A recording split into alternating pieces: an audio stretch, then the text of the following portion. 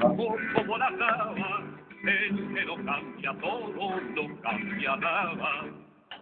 Bueno, salud. Este es el espacio radial del Partido Obrero y Campesino del Uruguay, integrante de la Unidad Popular. Nosotros somos el partido más joven de... Piojoso. Sí, piojoso sí, en alguna medida la mayoría, pero como tantos otros. Hay algunos que fueron, es interesante lo que voy a decir, porque hay algunos partidos históricos de nuestro país que fueron gobierno la mayor parte de la historia de nuestro país y hoy son piojosos, ¿verdad? Todavía no solo son piojosos, sino que se entregan y la mitad se van con los históricos rivales o adversarios, ¿no? Es un tema interesante. Para no perder el poder, ¿verdad? Los privilegios. Seguro, sí, es un negocio de dirigentes, porque yo creo en la honestidad de tantos votantes blancos, colorados, ¿verdad? Yo creo en la honestidad de los votantes. Lo que pasa, claro, que la falta de información, de conocimiento de la situación política los lleva a cometer errores de esa característica y terminar por falta de conocimiento aceptando negociados de dirigentes, porque no es otra cosa que un negociado de dirigentes. Yo el otro día me agarré un entrevero bárbaro y yo decía, pero si yo porque más o menos estoy preparado, pero escuchaba a dirigentes colorados hablando de que necesitaban saber la opinión del dirigente departamental Bianchi, ¿no? Entonces decir, pero ¿cómo esperan la posición de un dirigente que ya se fue con otro partido? Es una cuestión que realmente... Se fue abiertamente. Sí. Claro, abiertamente jugado a apoyar otros colores, ¿verdad? Claro, pero entonces digo, es fácil la conclusión. ¿Qué diferencias hay entre blancos y colorados? Y no hay ninguna, porque si vos seguís representando un partido, ¿no? Y convocás a tu gente a votar al otro, es porque en realidad no hay diferencia, los intereses están de la misma forma defendidos. ¿Por qué es un partido? Un partido es un instrumento, una herramienta que forma un grupo de gente determinado, pero con un objetivo fundamental, es defender los intereses, ¿verdad? Porque ¿cómo hace vos para que haya una mejor distribución de la riqueza? Y logrando llegar a gobernar, ¿verdad? O a incidir en decisiones de gobierno. Mientras vos no llegás al gobierno, vos tratás de incidir en las decisiones de gobierno. Ahora, vos dijiste algo claro, que es distribución de la riqueza, que no todos quieren, ¿verdad? Que por ahí pasa. Bueno, No todos quieren. no quieren cambiarla. Claro. Quieren que Distribución de siga, la riqueza. quieren que siga como está. No todos quieren, claro. No todos quieren cambiarla, Por supuesto. el porcentaje, Exactamente. el porcentaje existente. Totalmente. Entonces, seguís concluyendo de que los dirigentes de ciertos partidos que terminan convocando a sus votantes a votar al otro es porque les sirve la distribución de la riqueza como está, gobernada por el otro partido, ¿verdad? Y bueno, en Uruguay tenemos 4 partidos sin diferencia, que es un tema que lo venimos planteando hace mucho tiempo. Hoy concretamente se cumplen 45 años de la creación del Frente Amplio. Yo ingresé al Frente Amplio en el año 1983 en el comité Gerardo Cuesta de la calle Camino Mendoza, esquina Teniente Galeano. Y este comité Gerardo Cuesta era integrante de la coordinadora I del Frente Amplio, la coordinadora más grande. Sí, porque es por letras las coordinadoras. Yo ingresé en el año 1983 en medio de una huelga de la fábrica donde yo trabajaba, de la rama metalúrgica. Y es interesante hacer un poco de historia porque yo escuchaba hoy a algunos dirigentes del Frente Amplio decir qué hemos hecho en estos 45 años, si tenemos que hacer un balance, se preguntaba en qué se han equivocado, ¿no? Si realmente han llegado para transformar el país. Todo temas muy interesantes que deberían ser debatidos por el conjunto de la población. Y yo me acuerdo cuando ingresé, ¿cómo decir? Con ilusión. Una gran ilusión, porque empezamos primero por la lucha obrera, y después nos dimos cuenta que con la lucha obrera no alcanzaba, ¿verdad? Porque había compañeros que nos decían, vos loco, pero nosotros cada 2 años vamos a tener que entrar en paro, huelga, movilizaciones, porque se terminaba el convenio salarial, ¿no? Y tenía que arrancar a pelear el otro. Y uno más vivo que nosotros, tampoco era un ilustrado muy grande, ¿no? Entonces nos dijo, pero hermano, esto es fácil. La única forma de no tener que pelear cada 2 años es tomar el poder, porque seguro. Entonces, en el momento que vos tomás el poder, ya la distribución de la riqueza va a ser de tal forma equitativa que no va a permitir, no va a hacer falta que vos cada 2 años te estés peleando. Automáticamente, los salarios y las condiciones de trabajo, el gobierno te las va a ir resolviendo. Entonces vos, cuando termina el convenio, el gobierno viene y te dice, bueno, subió tanto la inflación, tu salario va a ser ¿no? Tus condiciones de trabajo van a ser y vos vas a seguir trabajando normalmente y el gobierno te va a ir resolviendo los problemas fundamentales, porque ese es el papel del gobierno. El papel del gobierno es defender los intereses de la grande mayoría, el bien común que se llama... Debería. Claro, es el papel, hay que hablar claro, no todos los gobiernos, digamos, o sea, nunca se gobierna para todo el mundo, es claro, ¿verdad? Imposible. Hoy, tristemente, se gobierna para un sector de élite económica. Sí, sí, Se claro. gobierna para un sector de élite económica, lamentablemente. Cada vez la brecha es más grande. Sí, entre rico y pobre. Exacto. No, seguí si querés. No, digo. Pues es que tocaste un tema que yo justo hace días que ando en la vuelta. Después con yo esto. sigo con el análisis. No, perfecto. Pero cuando vos hablas de los partidos, pero los partidos tuvieron base, ¿verdad? Base. Que hoy no existen. Sin base, bueno, no podés pero tener tuvieron, base. pero por eso digo, tuvieron, pasado. ¿Ah? Entonces, estoy hablando con un amigo y me decía, él no entendía la lucha de Aparicio Saravia. ¿Ah? Y para mí Aparicio Saravia fue el creador de la democracia. Aparicio Saravia fue el hombre, el demócrata. Aparicio Saravia peleó por representación política proporcional, por el voto secreto, porque era una estafa, antes votaba el 5% y que ese 5% decidía qué iba a pasar en el país, gobiernos colorados, ¿verdad? Sí. El poder absoluto.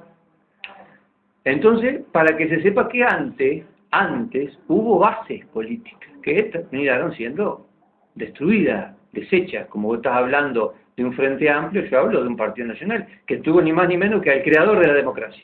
Y esto, lo que lo entiendo, pero en profundidad, porque si no hubiera sido por Aparicio, o por lo menos sembró eso, tal vez hubiera sucedido más adelante, no sé, pero Aparicio marcó un antes y un después con respecto del voto, ¿verdad? Ni más ni menos, que de la representación, que hoy pasó a ser simplemente una representación económica, tristemente, que los partidos se han encargado, todos los partidos se han encargado de que las élites económicas lo lograran, y en esas élites económicas estamos gobernados por encima de los partidos uruguayos, porque estamos gobernados por las élites financieras. Entonces, ahí es donde estamos más jodidos todavía, porque a nivel de las élites, ni siquiera son las élites económicas nacionales, son élites económicas internacionales, en el caso de la banca, ¿no? La banca internacional, creadoras de guerras, de hambre, de miseria y de altísima riqueza. Claro. O sea, lo que hablaste de la distribución de la riqueza. Nos vamos a presentar porque siempre nos relaja. Luis Riva, Fernando Peña, y tenemos al lado a Cifredo, que todavía no se ha sentado a la mesa, que vino hoy a hacernos complot porque viene con una máquina acá que ha hecho chiflar los micrófonos. Adelante, Cifredo. Seguí nomás, Luis, era eso. Estamos gobernados por los grandes grupos económicos, capitales internacionales, eso está muy claro. Y decíamos nosotros que habíamos ingresado con mucha ilusión, salíamos a la lucha obrera y habíamos comprendido, porque se nos había explicado, se nos había trasladado conocimiento, que era imposible poder no tener que parar, hacer huelgas en el futuro, a no ser que pudiéramos colocar en el gobierno un gobierno que defendiera los intereses, en este caso, de los trabajadores, que son la grande mayoría, ¿no? Y bueno, nosotros lo primero que hicimos fue leer el programa que nace en 1971. Y preguntábamos qué significaba para el Uruguay una reforma agraria. Adquiríamos el conocimiento de lo que significaba la apertura a los capitales financieros internacionales, indiscriminadamente los daños que estaban causando en el mundo las multinacionales, ¿no? Y se nos explicaba claramente por parte de gente que ya hacía mucho más años que nosotros, que estaba allí, el daño que causaba a nuestro país el endeudamiento, ¿no? Veníamos de una dictadura de 12, 13 años, y entendimos el porqué del golpe de Estado. Entonces, claro, se nos formaba políticamente y teníamos una gran ilusión. Había comité de base en todo el país. Montevideo era algo impresionante. Montevideo, los actos del 1 de mayo, salían camiones y ómnibus desde los diferentes comités del Frente Amplio hacia el acto que se hacía casi siempre por la calle Agraciada. Entonces había participación popular. Las direcciones políticas de los comités estaban integradas por gente del barrio, de las bases, que a su vez intervenían en las decisiones de las coordinadoras, y eso llegaba al plenario nacional, los planteos. Y así se iba elaborando el futuro programa de gobierno, ¿verdad? Entonces, digo, ¿qué han pasado a través de estos 45 años en nuestro país en esta fuerza política? Nosotros recordábamos claramente cómo Blancos y Colorado atacaban y bautizaron, ¿por quién bautiza al Frente Amplio como colcha de retazo? Lo bautizan los partidos tradicionales, como forma de que la gente no se acercara a una fuerza política que tenía diferentes corrientes ideológicas y, si se quiere, hasta contrapuestas. Se decía por aquella época de parte de los partidos Blanco y Colorado que era imposible que funcionara una fuerza política que tenía demócrata, cristiano y marxista, ¿verdad? Y bueno, las concesiones ideológicas... Demócrata cristiano era el IDI, ¿no? No, el IDI, el PDC, el Partido Demócrata Cristiano. ¿Y el IDI cuál era? La Izquierda Democrática Independiente. Izquierda Democrática. Que era liderada por Álvaro Bayo, que había venido del Partido Colorado. Sí. Bueno, yo recuerdo muchos de los partidos que ya desaparecieron, ¿no? Y bueno, digo, naturalmente, ¿qué fue lo que pasó, no? Porque es interesante analizarlo. ¿Qué fue lo que pasó dentro de esta fuerza política a lo largo de los 45 años, o poco menos, por lo menos 30 años, para que cuando llegó por primera vez al gobierno actuara de la forma que actuó? Y es ahí donde podemos seguir con lo que vos estabas planteando. El Frente Amplio se contaminó de sectores de una élite económica, ¿verdad? Y fueron transformando, quitándole la base obrera, la base, si se quiere, la de los cambios profundos, que naturalmente iba a chocar con los intereses de esos que terminaron quedándose con el poder dentro de la fuerza política, ¿no? Acá hubo transformaciones impresionantes en algunos dirigentes históricos del Frente Amplio. Podemos decir que el hombre que más se transformó dentro del Frente Amplio fue Danilo Astori. Sí. Yo alcancé a Sin ser escuchar... de la fuerza, recuerdo sus discursos. Contra la deuda externa. Totalmente. En la década del 80, a finales de la década del 80, Danilo Astori se caracterizó por analizar y trasladar la información al resto de la población de los daños que causaba, no solo endeudarse con el Fondo Monetario, el Banco Mundial, organismo histórico de préstamo de dinero a los diferentes países. Dominio, de dominio. Sí, se transforma en dominio. Sino el pago de los intereses de la deuda, ¿no? Entonces, digo, hay por ahí libros, y debe haber cassette de aquella época, La deuda grabaciones. ilegítima, ¿verdad? Sí, inmoral también.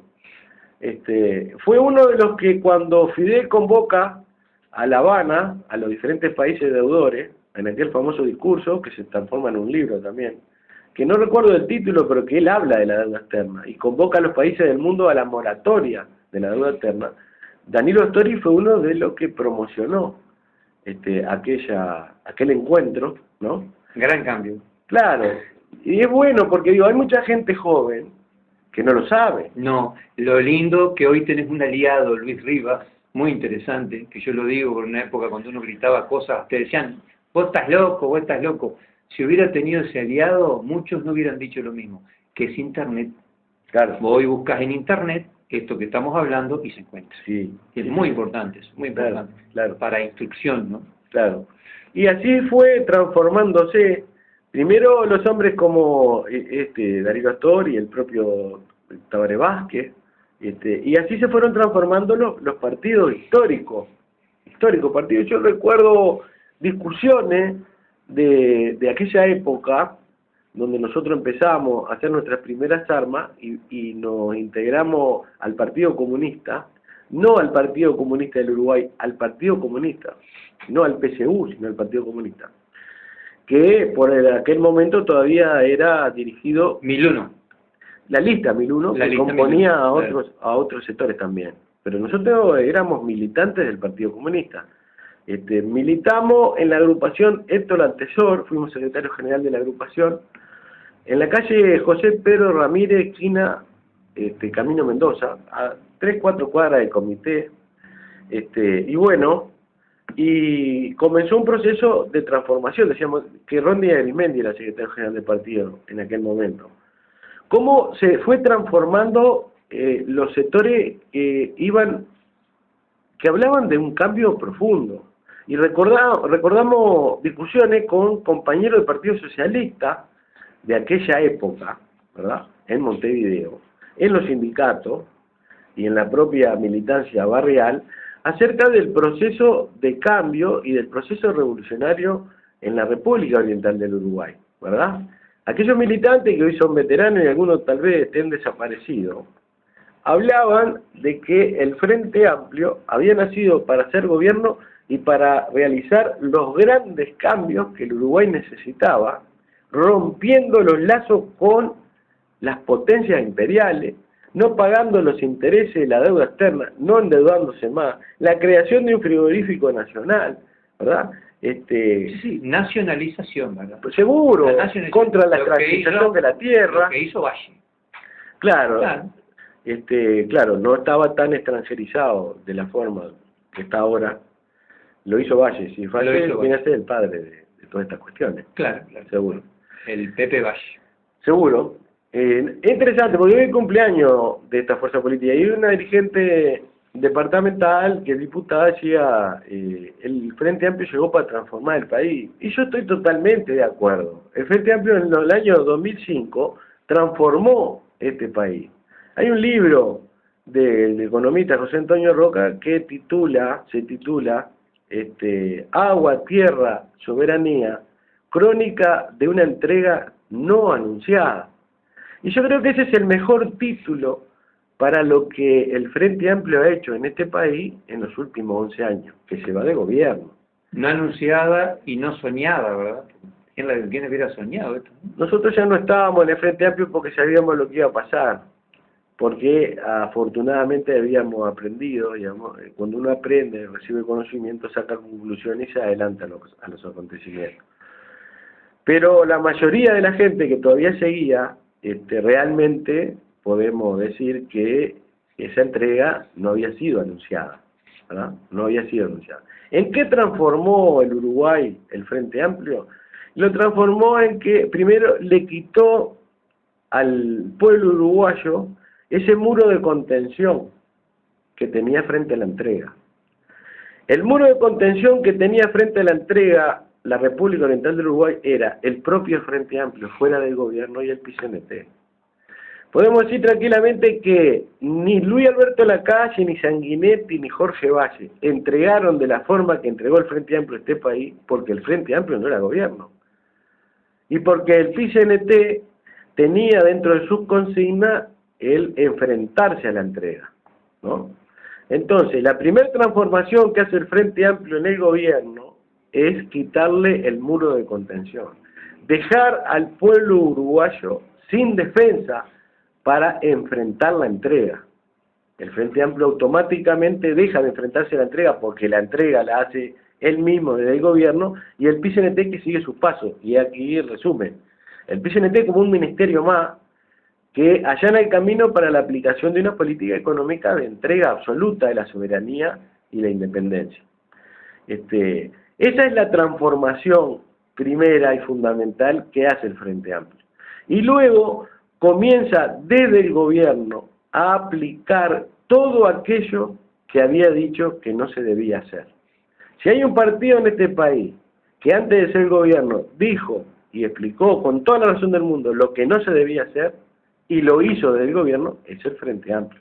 Y el gran crecimiento, Luis, del Frente Amplio es justamente el haberse opuesto a las políticas, como creció también en aquel momento con las privatizaciones que quiso llevar adelante Luis Alberto Lacalle, como creció, me acuerdo, Nino Boa, que Nino Boa era un dirigente de medio pelo y terminó ocupando lugares importantes porque también, al ser del Partido Nacional, y al oponerse a esa entrega furibunda que venía a la calle, mandada desde fuera, que sepámoslo bien, que siempre esto está mandado desde fuera, logran, entonces, gobierno y otros dirigentes de medio pelo, un aumento exponencial en lo que lograban a nivel electoral gracias a esa oposición, ¿verdad? A esa entrega que ahora está absolutamente plasmada.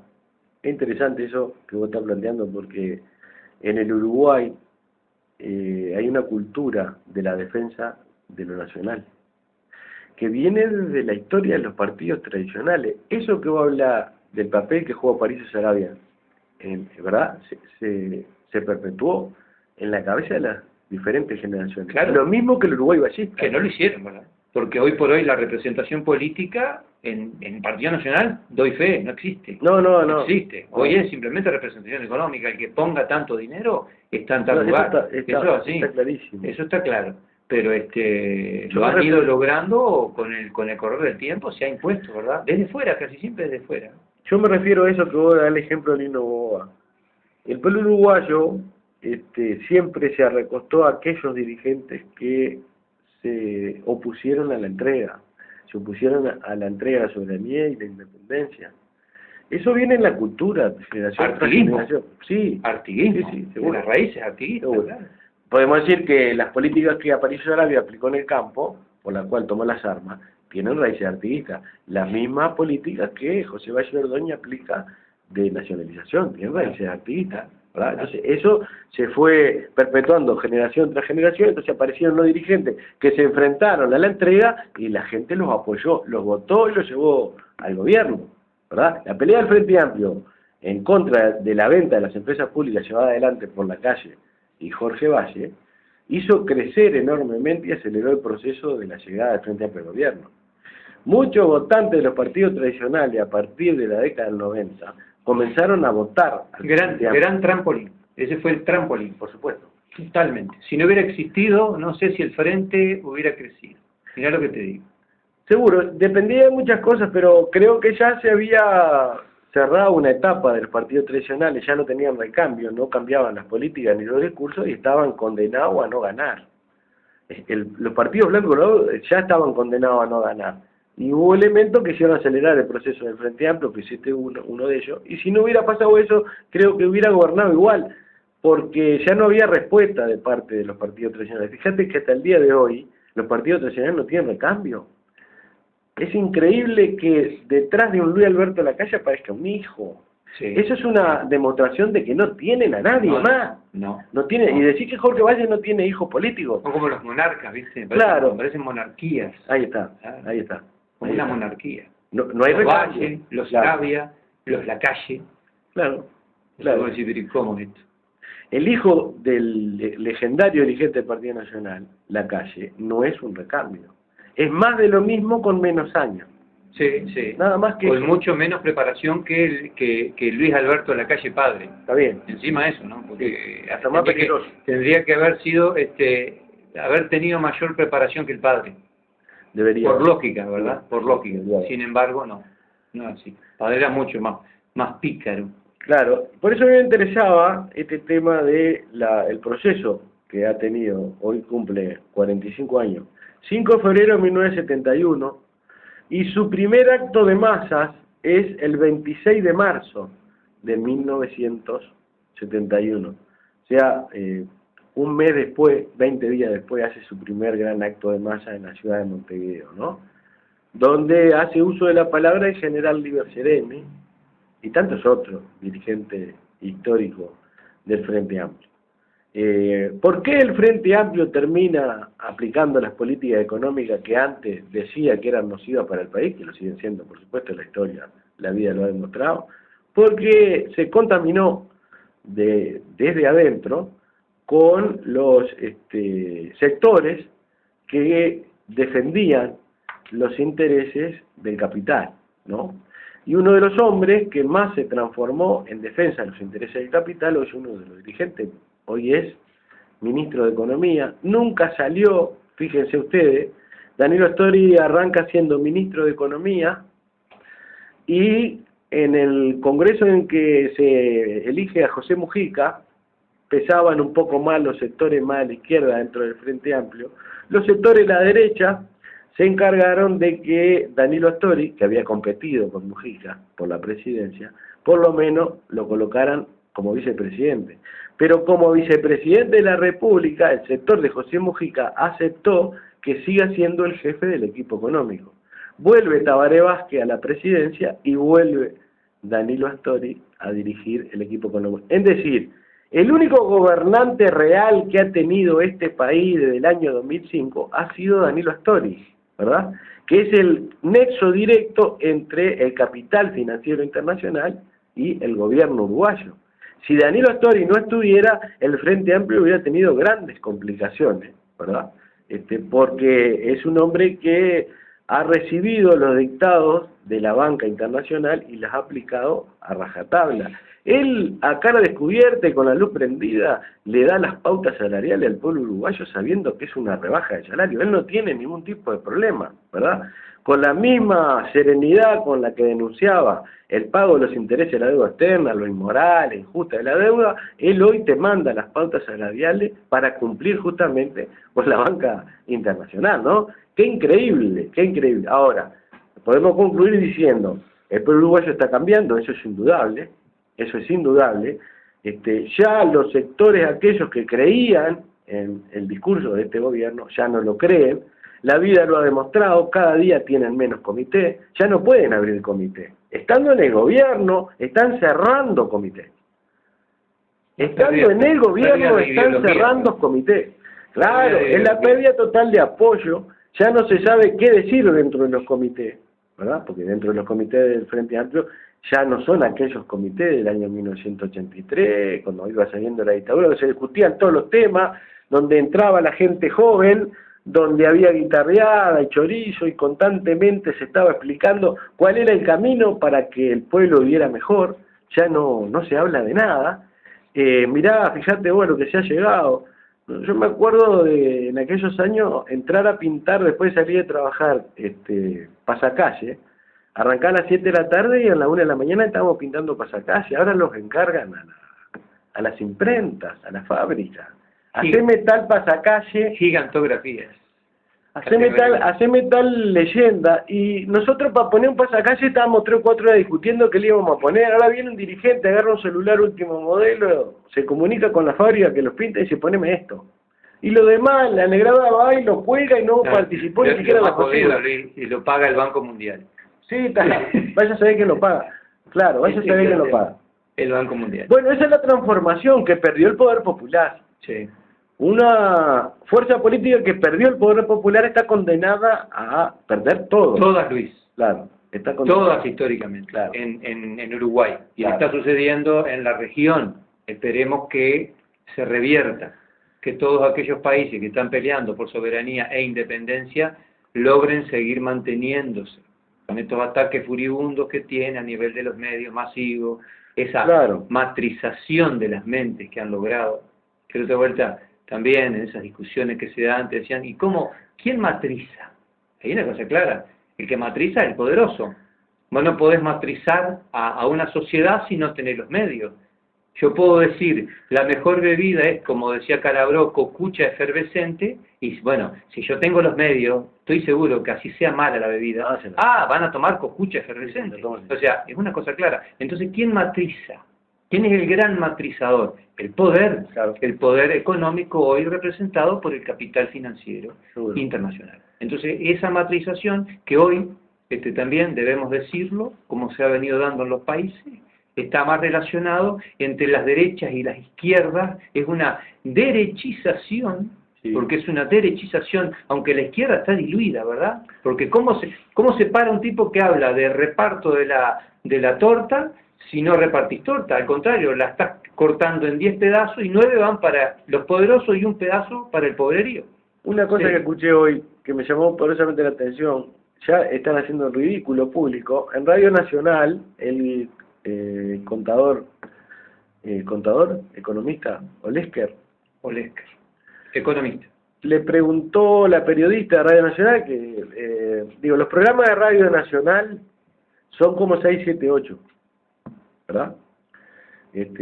Claro, el problema es que 6, 7, 8 defendía algo real. Los programas de Radio Nacional no defienden algo real. Defienden a un gobierno que no está haciendo lo que ellos defienden. Le preguntaron sobre el tema de ANCAP. Entonces el hombre contesta, le costó un poco porque no sabía por dónde salir, que era una campaña de la oposición lo que se estaba denunciando de ANCAP, y que estaba basado en que los partidos tradicionales querían desprestigiar a los entes del Estado para privatizarlos.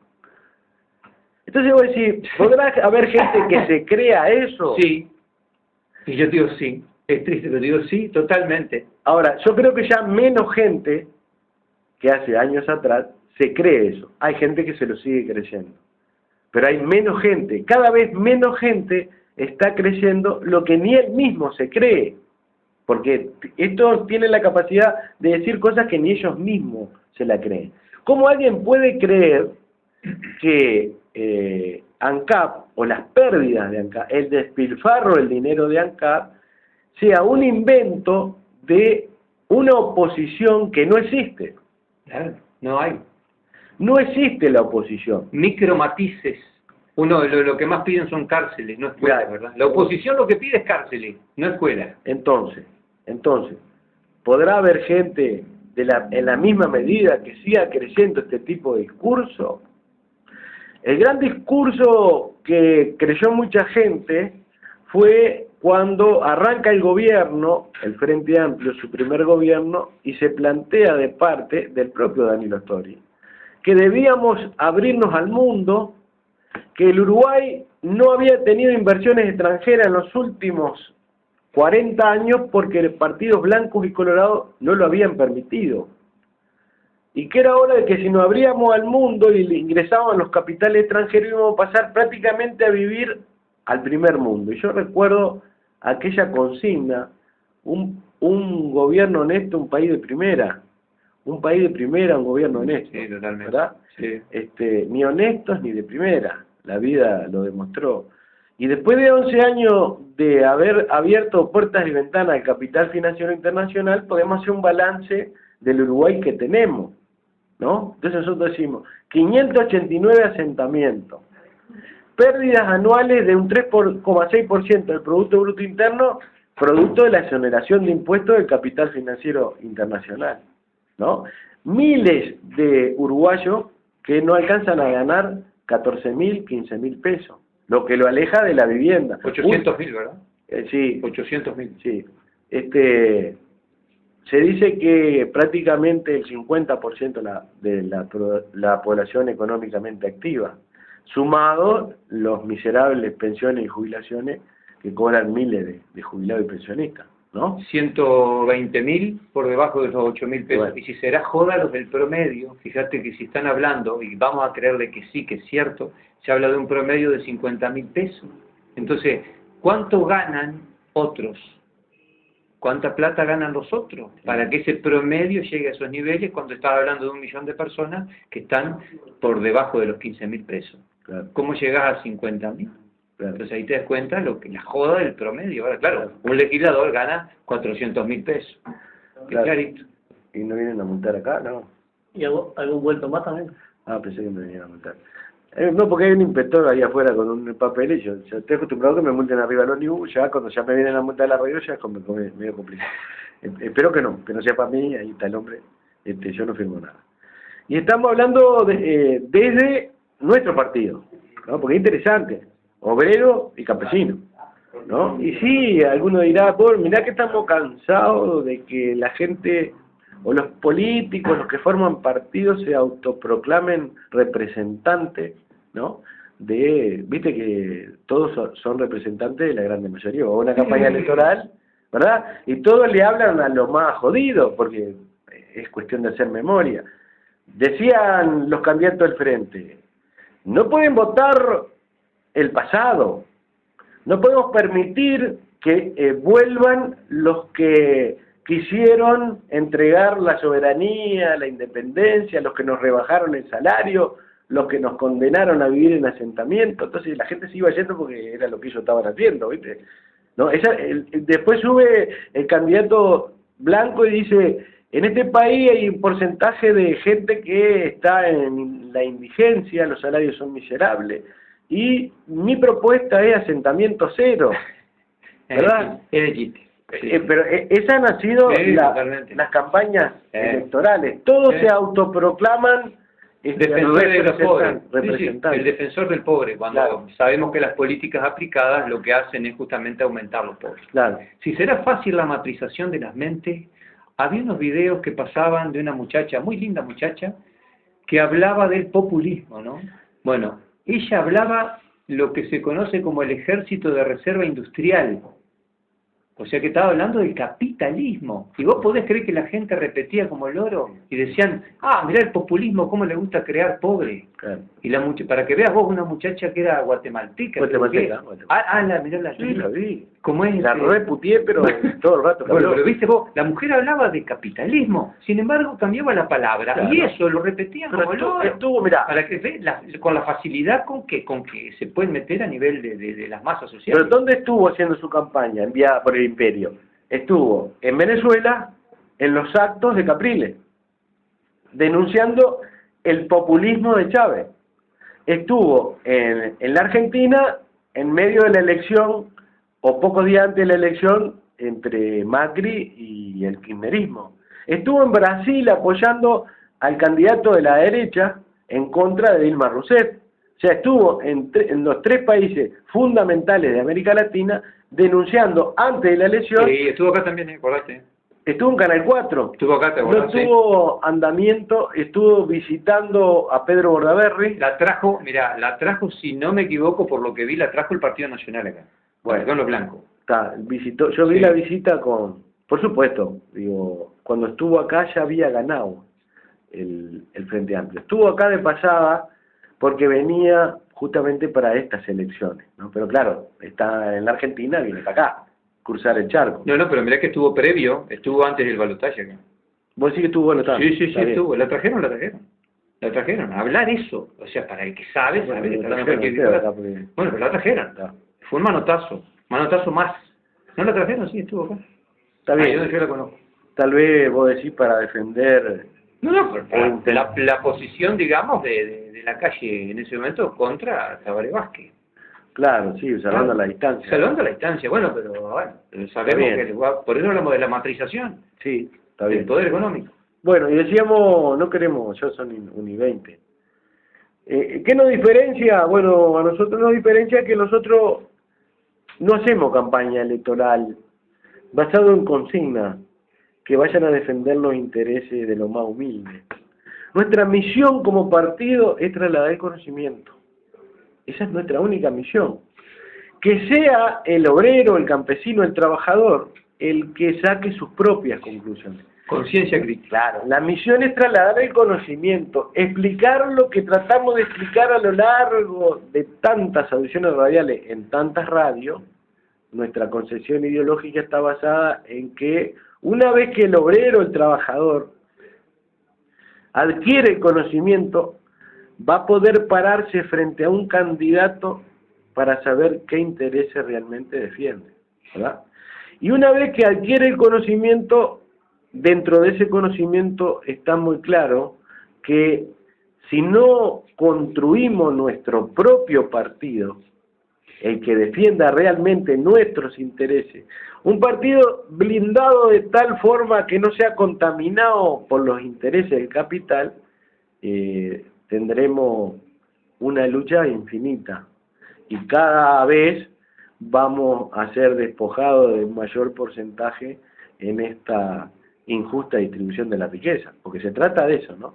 Y eso es lo que ha perdido el Frente Amplio. El Frente Amplio ya hace muchos años que no educa. ¿Qué puede educar? Han perdido todos, Luis. Claro. Han perdido todos. Por Todos. supuesto. Por eso cuando la frase de Montesquieu que me gusta, dice: una vez ocupado el reino, hay que desarmar su historia y cambiar su idioma. Claro. Eso es una frase bien maquiavélica, ¿no?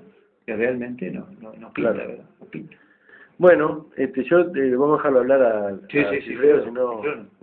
yo ya me voy a despedir porque vine de pasada a recordar los 45 años del Frente Amplio, y nos estaríamos encontrando. Sí, yo tenía muy poquito para hablar de ese tema, muy poco, impecable. Sí, sí, dale pista, lo que quiera, seguir el tema o hablar otra cosa, lo que vos hayas traído. Estaba escuchando nomás al amigo acá, que hay cosas que uno no conocía, no sabía, y bueno, está bueno a veces escuchar a los que saben del tema o están metidos adentro, ¿no? O estuvieron metidos adentro, ¿no? No, yo referencia, últimamente, no sé si han escuchado lo que había hablado del amigo Bonomi, que una de las metas que se iba a poner este gobierno iba a ser apuntar a la baja de la delincuencia y de los suicidios que están habiendo en este momento acá en el país. Y bueno, eso es fácil arreglarlo, un poquito más de educación y un poquito más de trabajo. Es sencillo, no se precisa más. Con trabajo y una buena educación, se reducen facilísimo lo que es el índice de rapiña, o el índice de hurto, de robo, o delincuente, como usted quiera llamarlo, señor Bonomi, y el suicidio, porque una de las causas del suicidio grande justamente es eso, es la falta de trabajo y la falta de oportunidades que tienen los jóvenes en este país, porque la gran mayoría de la gente, los suicidios ocurren en los chicos entre 18, los jóvenes 18 y 28 años. Entonces digo, ¿por qué se matan? ¿Por qué? Y desesperanza, sí, la gran desesperanza también. Justamente, no hay trabajo, no tienen un futuro, se ven que no tienen las posibilidades que le dicen o que le prometen, y bueno, y eso te trabaja la Yo te voy a tirar una cosa que siempre se cuestiona y te dicen: che, estos tipos, dicen, ¿cómo pueden romper una escuela? ¡Qué vergüenza! Justamente, pero ahí va el asunto. Fíjate a qué símbolo destrozan un símbolo, una escuela. Y mucha gente dice: no, pero ¿cómo puede ser esto, que destrocen eso? Justamente por eso mismo. Porque ahí le dijeron, o les dieron una educación en donde supuestamente iban a tener posibilidades de vida que después no las tuvieron. Entonces eso crea una bronca muy grande. Es jodido eso, es muy jodido. Yo sé que te voy a decir algo de Aparicio Sarabia, que había notado algunas cosas el otro día, cuando se habla siempre de los pobres, como decía aquel, dice, y tiene que ver con lo que estaba hablando. Dice: la patria es la dignidad arriba y el regocijo abajo, y esto es una igualdad de posibilidades.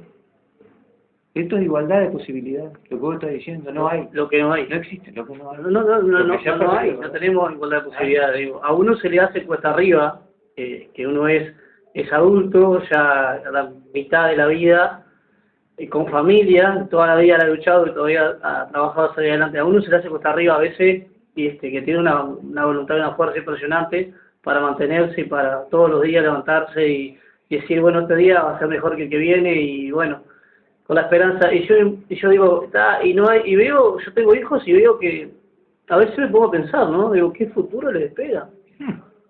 Sí. ¿Qué futuro les espera? ¿Qué le vamos a dejar? ¿Qué le vamos a entregar? Porque esto, si de seguir así, de seguir con esta entrega, de seguir con todo, date cuenta que ya hoy mandar a un hijo a estudiar, a capacitarse, a que sea una persona más sabia que uno, si luego lo querés mandar a Montevideo. Si no tenés un puesto económico más o menos Vos estás hablando de estudio terciario. Estudio terciario. El secundario, el primario. Todo Sí, cuesta. todo Y el cuesta, terciario no es para cualquiera. terciario, no es para cualquiera. No. Yo tengo a mi hijo que gracias a Dios ya muy bien, está en cuarto ya y ni una materia, y ya estábamos hablando del tema de que ya se viene, le quedan 2 años para hacer, si quiere hacer una carrera. Le encanta lo que es toda la parte, lo que es la parte de la biología, la ciencia, todo como. Entonces no sabe para qué la agarra. Está bien, en el medio, ¿no? Pero a él le gusta esa parte. Y yo estaba averiguando, para ver por medio de becas y medio de cosas. Y ya un chico promedio 9, como es él, que no es un mal alumno, no le da la posibilidad porque es mediocre. Tiene que ser un 10, un 12, un excelente, un 10, un 11 o 12 para que tenga posibilidad o cabida a la parte terciaria. O sea, un chico de clase media... Un 10 tiene que ser por lo menos. Un 10 promedio. Un 10 promedio. Un 10 promedio. Un 10 promedio. Un 10 promedio. Para que le den beca, beca completa o media beca, depende, ¿no? Lo que sea. Entonces, imposible de soñar de que un hijo de un obrero o de una clase media pueda hacer una carrera universitaria si no va a forzar el pulmón y sacrificio que el chico tenga que estudiar y trabajar como todo. Pero que se dedique de lleno al estudio, como debe ser, ¿no? Como debe ser, porque para que el chico rinda plenamente en las materias, en un estudio, tiene que abocarse plenamente a esa tarea. No se puede. Un padre promedio no puede mandar a un hijo, no se puede dar el lujo de mandar a un hijo a estudiar a que sea mejor que uno. Eso también tiene que ver, si fue con la centralización, ¿verdad? Claro. Estás hablando de una centralización, todo en la capital. Todo en la capital. Todo en Montevideo. Y otra de las razones, hablamos muchas veces se quejan de lo que es la educación, la educación mediocre que tenemos hoy en día. ¿A qué se debe? A que esa masa social de clase baja o de clase obrera que no puede aspirar a una carrera terciaria, universitaria, etcétera, ¿a qué se vuelca? Se vuelca a la educación. O sea, se vuelca a ser profesores, a ser maestros, frustran de repente sueños, porque yo converso con muchos jóvenes que son profesores, son educadores y son maestros, y no están a pleno, no están satisfechos en sus trabajos, en sus tareas. ¿Por qué? Porque tuvieron que hacer una carrera de repente que no era lo que ellos soñaban. Entonces, también el educador vuelca su frustración al educado, a lo que están, bueno, y todo eso tiene un arraigo, todo eso hay que sacar todo eso. ¿Y cómo lo sacamos? Bueno, que la gente pueda tener un buen trabajo digno, y que pueda hacer lo que uno realmente quiere y necesita. Porque con 11.000 pesos no se puede hacer nada. Nada. Estamos hablando de 50.000 pesos, como decía, un sueldo. ¿Tá? 50.000 pesos que no sé de dónde, porque digo, lo podés sacar si sos independiente y si tenés algún comercio. Que te vaya muy bien. Y que te vaya muy bien. Que te vaya muy bien. Si no, porque si no es imposible. Es imposible. Estamos sabido en este momento que es imposible. Entonces, claro, cuando vos me decís, tengo de repente 30, 40, 50.000 sueldos, o 20.000 sueldos, 30.000 sueldos, 40.000 sueldos, 50.000 sueldos, que estamos ganando entre 200, 400, 500.000 pesos, bueno, ahí bueno, va a ser un promedio y te da, ¿no? Y bueno, como siempre decimos, el hilo se corta por la parte más fina.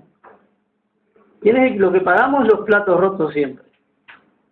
Porque somos la clase obrera, los trabajadores. Solo los platos rotos, y Fredo, que estás pagando impuestos que no pagan los poderosos. Estas son las políticas que estamos llevando adelante. Y ese es otro tema súper delicado, que han logrado que incluso sea pobre contra pobre, porque yo veo cómo se golpea el laburante, el tipo común, el comerciante común, el obrero, cómo golpea y dice, ¿por qué estos vagos, que no sé qué, no sé cuánto? Cuando el saqueo del país lo están haciendo las nacionales o multinacionales, como quieras llamarle, no pagan un mango. Sabemos bien, cuando vos dijiste, ¿qué le estamos dejando a nuestros chiquilines? Y bueno, hoy un país podrido.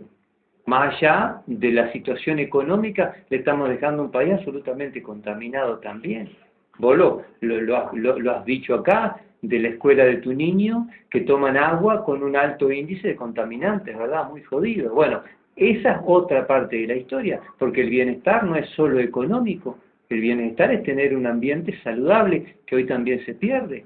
a tener muy en cuenta también, ¿verdad? Sí, obviamente. Y mira qué ambiente saludable tenemos. Ayer en general no había agua, o sea, salía muy poca agua. Y el agua que salía turbia. Salía amarilla o salía sucia. Estuvimos así como entre las 5 de la tarde hasta las 8 de la noche. No salía agua y salía muy poquita agua. ¿Había habido rotura de caño o No algo? sabemos. No sabemos cuál fue el quid de la cuestión. La cuestión es que el agua salía horrible. Oscura. Horrible, salía turbia, salía como amarillenta. Sí. Entonces, esa es la calidad de vida que nos está dando OCE. Y nos mata, ojo, si te pasa agua, bueno. Si te pasa un día, te corto el agua. Si te pasa 2 días, bueno, muchachos, te pagan una multa de... Entonces, y bueno, pero no nos fijamos en la calidad del servicio que estamos prestando. Privatizado hoy, ¿eh? Siguen privatizando. Te digo para que sepas. Sí, privatizando los servicios de conexiones, todo lo que es conexión está todo privatizado. Es preocupante cómo se va privatizando lo esencial. Porque si vos privatizás otras cosas, a mí no me interesaría mañana que se privatice, me interesa sí, pero no me interesaría tanto que se privatice todo lo que es, yo qué sé, televisión con él y demás, como ya es hoy, ¿verdad? Pero los servicios esenciales no. ¿Vos qué es lo que recauda más? ¿Cuáles son los servicios que recauda más? Y hoy están siendo entregados. Justamente. ¿Y cuál es? ¿Y a quién hay que entregárselo? Hay que entregárselo al clientelismo, a las empresas que nos ayudaron, que nos aportaron en campañas políticas, a todo eso, todo tiene un precio. Bueno, ese es un tema grande todo que tiene un tenemos precio. que revertir. Acá se dice, en este gobierno se dice, no hay amiguismo. Mentira, señores. Hay un gran amiguismo, hay un gran clientelismo. ¿Cómo puede ser cierto aquello de que una persona se presenta a un de esto que hacen concurso ellos? Licitación, digo. Sí, no, concurso de cuando una persona se presenta por X razones a un laburo, ¿está? Y tiene padrino X. Casualidad que esa persona siempre sale elegida, vos. Entonces, no hay corrupción. Y están unos cuantos casos que podemos hablar y puedo dar nombre y apellido, si quieren, yo no tengo ningún problema. Cuando quieran, a las órdenes. Así que entonces no hay clientelismo acá. No, para nada. ¿No? Se habla que hay que reducir los gastos públicos y muy afuera por reducir los gastos públicos se aumenta. ¿Cuántos trabajadores públicos hay? Claro, ¿Y cuántos trabajadores públicos se necesitan por día? Esas son las políticas que nosotros intentamos revertir, ¿verdad? Como fuerza política de concientización, todos los servicios esenciales, luz, agua, hoy Antel también, porque tenés que tomarlo como esencial, ¿verdad? Las comunicaciones y demás, es esencial. No deben estar en manos privadas, que ese es el gran tema, ese es un gran desafío. La estatización es vital, pero que quede realmente en nuestras manos, no que empiecen a decirte es estatal, pero se entra a tercerizar, porque cambiaron las palabras también para hacerlo más elegante, no te hablan más de privatización y dicen se terceriza tal servicio, y en definitiva lo que estás pagando a una empresa privada, le estás dando mucho más plata por un servicio cada vez peor. Que lo podés hacer vos y bueno. Y bueno, lo podés hacer vos y bueno. Exactamente. Porque mentira que una empresa privada va a invertir para darte calidad. No, ellos buscan la rentabilidad. Van a tratar de invertir lo menos posible o en lo más ordinario para obtener mayor rentabilidad. Sí. Eso es lógico. Totalmente. Contra una empresa estatal que busca la rentabilidad, pero también busca la mejora de la comunicación. El fin social, lo básico tiene que tener primariamente un fin social, no de renta. Ahí está el gran tema. Ahí está una concepción de las cosas, ¿verdad? El agua, vos dijiste claramente, yo debo un día, al otro día me cortan. Bueno, una multinacional emplea millones y millones y millones de metros de agua, nos contamina todo y no paga. Ojo, vuelvo a repetir, no hay dinero que pague la muerte. Por más que paguen, para mí no deben estar acá de ninguna manera, pero esas empresas que incluso generan corriente y el sobrante de esa corriente por la famosa biomasa que ellos utilizan, que es el sobrante de la madera, nos la venden. Hacemos un negocio bárbaro, no les cobramos impuestos, deshacen las rutas, o sea, montones de cosas que suceden hoy por hoy que como partido, como fuerza política intentamos trasladar a la población para que se tome conciencia en dónde estamos parados, ¿verdad? Justamente. Y con referente a lo que vos decías, justamente de la contaminación del agua, no se hace referencia, se dice que no se puede usar lavarropa, se dice que no se puede usar, bueno, en fin de cosas, pero no se hace referencia, o sea, el OCE o el directorio de OCE no se ha puesto las pilas de decir, bueno, vamos a ver qué es lo que está pasando con la parte de Colonia, porque Colonia está altamente contaminada y no hay nadie que tome cartas en el asunto.